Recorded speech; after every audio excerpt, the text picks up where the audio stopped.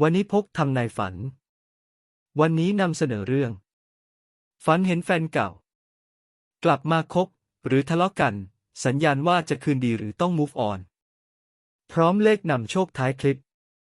สนับสนุนวันนี้พกนายตู่ให้สร้างสรรค์งานได้อย่างต่อเนื่องได้ที่พร้อมเพย์0814301170ชื่อบัญชีนิพนธ์เพิ่มพูนบุญเงินแต่ละบาทมีพลังมากกว่าที่คิดวันนี้พกทำนายฝันสวัสดีครับมีบางความฝันที่เมื่อเราตื่นขึ้นมาแล้วกลับทิ้งความรู้สึกที่ซับซ้อน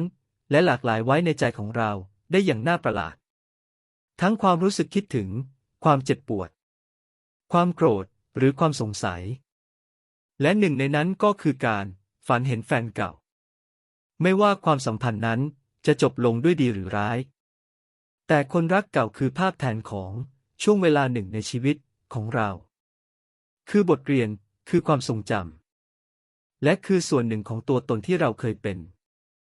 การที่เขาหรือเธอกลับมาปรากฏตัวในความฝันจึงไม่ใช่เรื่องบังเอิญแต่คือการทำงานของจิตใต้สำนึกที่กำลังพยายามจะสื่อสารบางสิ่งบางอย่างกับเรามันอาจเป็นการบอกว่าเรายังคงมีเรื่องราวที่ติดค้างในใจอาจเป็นการเตือนสติว่าเรากำลังจะทำผิดพลาดซ้ำรอยเดิมหรือในบางครั้งมันอาจเป็นเพียงแค่การบอกว่า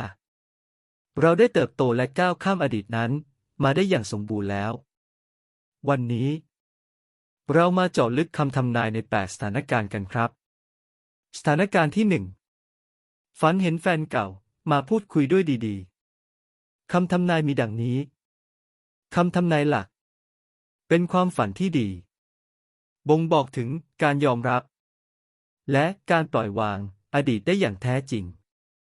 จิตใจของคุณได้เยียวยาบาดแผลเก่าๆและสามารถมองย้อนกลับไปถึงช่วงเวลาดีๆได้โดยไม่รู้สึกเจ็บปวดอีกต่อไปเป็นสัญญาณของการเติบโตทางวุฒิภาวะด้านการงานคุณจะสามารถนำบทเรียนจากความผิดพลาดในอดีตมาปรับใช้กับการทำงานในปัจจุบันได้อย่างมีประสิทธิภาพด้านการเงิน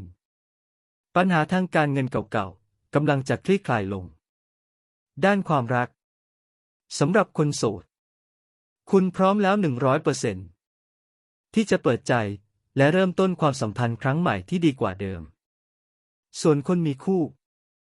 คุณจะไม่นำอดีตมาเป็นปัญหาในความสัมพันธ์ปัจจุบันทำให้ความรักราบรื่นและมั่นคงคำเตือนจงภูมิใจในตัวเองที่คุณสามารถก้าวข้ามผ่านมาได้และใช้บทเรียนจากอดีตเป็นพลังในการสร้างอนาคตที่ดีสถานการณ์ที่2ฝันว่ากลับไปคบกับแฟนเก่าคำทำนายมีดังนี้คำทำนายหลักเป็นความฝันที่พบบ่อยที่สุดและต้องตีความอย่างระมัดระวังส่วนใหญ่มักไม่ได้หมายความว่าคุณอยากกลับไปหาเขาจริงๆแต่เป็นภาพสะท้อนว่าคุณกำลังโหยหาความรู้สึกบางอย่างที่ขาดหายไปในปัจจุบันเช่นความตื่นเต้นความรู้สึกเป็นที่รักหรือความสบายใจแต่ในบางกรณีก็เป็นลางเตือนว่าคุณกำลังจะทำผิดพลาดซ้ำรอยเดิมด้านการงานคุณอาจกำลังจะกลับไปใช้วิธีการทำงานแบบเก่าๆที่เคยล้มเหลวมาก่อนด้านการเงินให้ระวังการกลับไปมีนิสัยการใช้จ่ายที่สิ้นเปลืองเหมือนในอดีตด้านความรักสำหรับคนโสดคุณอาจกำลังจะดึงดูดคนที่มีลักษณะนิสัยคล้ายกับแฟนเก่าเข้ามาในชีวิตส่วนคนมีคู่คุณอาจกำลังรู้สึกว่าความสัมพันธ์ปัจจุบันขาดความหวานชื่นและกำลังเปรียบเทียบกับอดีตคำเตือนจงถามใจตัวเองให้ดีว่าสิ่งที่คุณต้องการคือตัวเขาหรือแค่ความรู้สึกเก่าๆอย่าปล่อยให้อดีตมาทำลายปัจจุบันของคุณสถานการณ์ที่3ฝันว่าทะเลาะกับแฟนเก่าคำทำนายมีดังนี้คำทำนายหลักเป็นความฝันที่บ่งบอกว่าคุณยังคงมีความรู้สึกโกรธหรือความขัดแย้งที่ยังไม่ได้รับการสะสางอยู่ภายในใจแม้ในชีวิตจริงคุณอาจจะบอกว่าไม่เป็นไรแล้วแต่จิตใต้สำนึกของคุณยังคงติดค้างอยู่กับความเจ็บปวดนั้นด้านการงาน ให้ระวังการมีปากเสียงกับเพื่อนร่วมงาน จากปัญหาเก่าๆที่ถูกรื้อฟื้นขึ้นมา ด้านการเงิน อาจมีปัญหาเรื่องหนี้สิน หรือข้อตกลงเก่าๆที่ยังไม่จบสิ้น ด้านความรัก สำหรับคนโสด ความโกรธในอดีตกำลังเป็นกำแพงที่ขวางกั้นคุณจากความรักครั้งใหม่ ส่วนคนมีคู่ ระวังการนำอารมณ์ขุ่นมัวจากอดีตมาระบายลงที่คนรักปัจจุบัน คำเตือน ความฝันนี้คือสัญญาณให้คุณเรียนรู้ที่จะให้อภัยอย่างแท้จริง ไม่ใช่เพื่อใคร แต่เพื่อปลดปล่อยตัวคุณเอง ให้เป็นอิสระจากความทุกข์ สถานการณ์ที่ 4 ฝันเห็นแฟนเก่ามีแฟนใหม่ คำทำนายมีดังนี้ คำทำนายหลัก ตรงกันข้ามกับที่หลายคนคิด ความฝันนี้มักจะเป็นลางดีสำหรับตัวคุณ มันคือสัญลักษณ์ที่ชัดเจนว่าจิตใต้สำนึกของคุณได้ยอมรับความจริง และ move on จากเขาหรือเธอคนนั้นได้อย่างสมบูรณ์แล้ว คุณพร้อมที่จะอวยพรให้เขามีความสุขและเริ่มต้นเส้นทางใหม่ของตัวเอง ด้านการงาน คุณจะสามารถปล่อยวางจากความผิดพลาดเก่าๆ และเริ่มต้นโปรเจกต์ใหม่ด้วยความคิดที่สดใส ด้านการเงิน ปัญหาทางการเงินเก่าๆกำลังจะจบสิ้นลง ด้านความรัก สำหรับคนโสด คุณพร้อมแล้วที่จะเริ่มต้นความรักครั้งใหม่ที่ดีและมีความสุขอย่างแท้จริง ส่วนคนมีคู่ คุณจะมีความสุขกับความสัมพันธ์ในปัจจุบันได้อย่างเต็มที่โดยไม่มีอดีตมาวุ่นวายใจ คำเตือน นี่คือสัญญาณของการสิ้นสุดที่สวยงาม จงก้าวต่อไปข้างหน้าอย่างมั่นใจได้เลย สถานการณ์ที่ 5 ฝันว่ามีอะไรกับแฟนเก่า คำทำนายมีดังนี้ คำทำนายหลัก เป็นความฝันเชิงสัญลักษณ์ ที่ไม่ได้หมายถึงความต้องการทางกายโดยตรง แต่หมายถึงความปรารถนาที่จะเชื่อมต่อกับคุณสมบัติบางอย่าง ที่แฟนเก่าเคยเป็นตัวแทน เช่นความเป็นอิสระ ความสนุกสนาน หรือความรู้สึกมั่นคงปลอดภัย ด้านการงาน คุณอาจกำลังต้องการแรงบันดาลใจ หรือพลังงานในการทำงานเหมือนที่คุณเคยมีในอดีต ด้านการเงิน คุณอาจกำลังมองหาความมั่นคงทางการเงินเหมือนที่เคยรู้สึก ด้านความรัก สำหรับคนโสด คุณกำลังโหยหาความรู้สึกใกล้ชิดสนิทสนม ส่วนคนมีคู่ คุณอาจรู้สึกว่าความสัมพันธ์ปัจจุบันขาดความตื่นเต้นหรือความใกล้ชิดบางอย่างไป คำเตือน จงมองให้ลึกลงไปว่าคุณสมบัติอะไรที่คุณกำลังโหยหา แล้วพยายามสร้างมันขึ้นมาในชีวิตปัจจุบันของคุณเอง สถานการณ์ที่ 6 ฝันเห็นแฟนเก่ามาเตือนภัย คำทำนายมีดังนี้ คำทำนายหลัก เป็นความฝันที่สำคัญอย่างยิ่ง แฟนเก่าในที่นี้ทำหน้าที่เป็นผู้ส่งสารจากจิตใต้สำนึกของคุณเอง เพื่อมาเตือนสติไม่ให้คุณทำผิดพลาดซ้ำรอยเดิม เหมือนที่เคยเกิดขึ้นในความสัมพันธ์ครั้งนั้น ด้านการงาน ให้ระวังการตัดสินใจ ที่อาจนำไปสู่ความล้มเหลวในรูปแบบเดียวกับที่คุณเคยเจอ ด้านการเงิน ให้ระวังการลงทุน หรือการใช้จ่ายเงินในรูปแบบเดิมๆที่เคยสร้างปัญหา ด้านความรัก สำหรับคนโสด เป็นสัญญาณเตือนว่าคนที่กำลังจะเข้ามา อาจมีลักษณะนิสัยที่เป็นสัญญาณอันตรายคล้ายกับแฟนเก่าของคุณ ส่วนคนมีคู่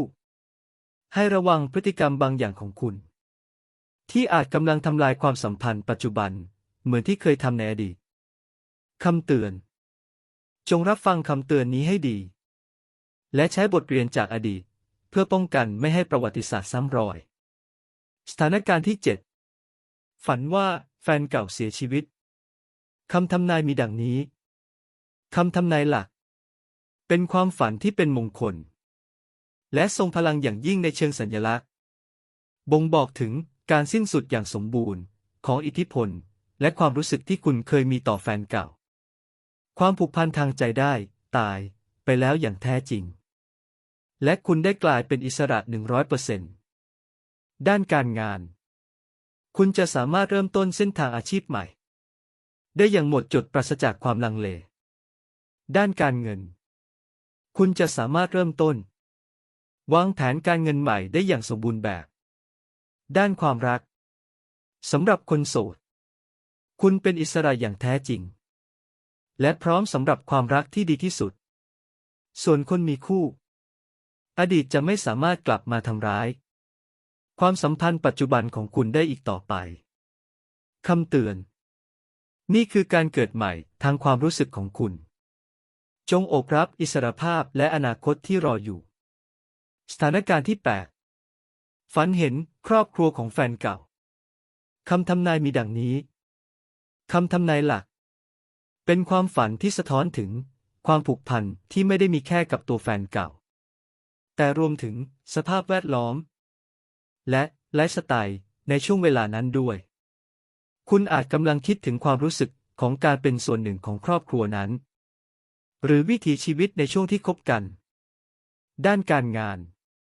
คุณอาจกำลังคิดถึงบรรยากาศการทำงานในที่ทำงานเก่าด้านการเงินคุณอาจกำลังคิดถึงสถานะทางการเงินในช่วงเวลานั้นด้านความรักสำหรับคนโสด